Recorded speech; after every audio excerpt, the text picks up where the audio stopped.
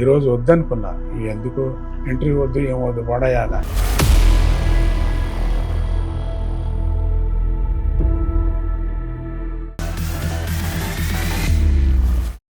ఎందుకో నేను ఇంటర్వ్యూ ఇవ్వాలని.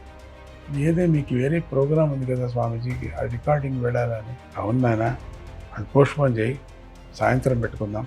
ఎందుకో నేను వెళ్ళాలని ఉంటున్నాను. మరి మీరే కదా నేను వద్దన్నారు, అట్లన్నారు ఇట్లన్నారు అని. నా కథ నీకు తెలుసు కదా. ఆయన చూస్తే నాకు ఎందుకో ఇవ్వాలనిపించింది, వచ్చి ఇవ్వటం జరుగుతుంది.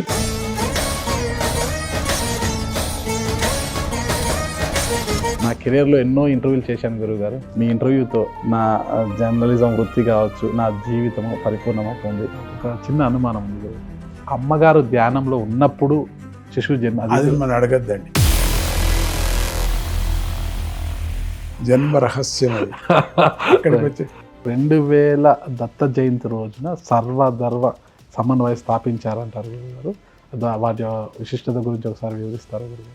దేవుడు వద్దు, దేవస్థానం వద్దు, సంగీతమే నాదమే అనుకున్నాను కదా. సడన్గా జ్ఞానోదయం అయి స్థాపించగలుగుతారు. కొన్ని ఆలయాలకు పిలిచినప్పుడు ఈ చిన్న చిన్న కండిషన్స్ పెడుతూ ఉంటాను. అప్పుడప్పుడు 30 మంది ఆడపిల్లలు వచ్చారు. ఇంత డ్రెస్, ఇక్కడ ఏమీ లేదు. అటనే కూర్చొని విన్నారు. స్వామీజీ ఇంకో 2 రోజులు ఉండకూడదా మీరు? నాకు ఉండాలనే చాలా ఆశ ఉంది. మన భారతీయ సంస్కృతి ప్రకారంగా మీరంతా చీరలు, లంగా, పావడ ఇట్లా వేసుకొని ఉంటే 10 రోజులు నేను. అయితే ఇది ఎందుకు మీరు చెప్పలే ఫస్ట్ డే? ఒకవైపు హిందూ ధర్మ పరిరక్షణ జరుగుతున్నా, మరోవైపు కుల వివక్షత కారణంగా హిందూ మతం నుంచి చాలా మంది క్రైస్తవ మతంలోకి వెళ్ళిపోతున్నారు. దీన్ని అరికట్టలేమా గురువు గారు? మనము మత మార్పు రావాలంటే మన ఇద్దరం బయలుదేరాలి.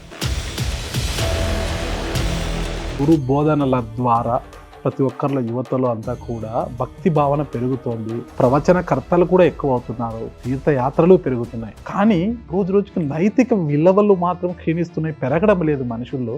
కారణం ఏంటి గురుగారు? నేను ఒక్క మాటలో చెప్పచ్చు. ఒక్క మాటలో చెప్పడానికి నాకు ఇష్టం లేదు. ఇది కలియుగం.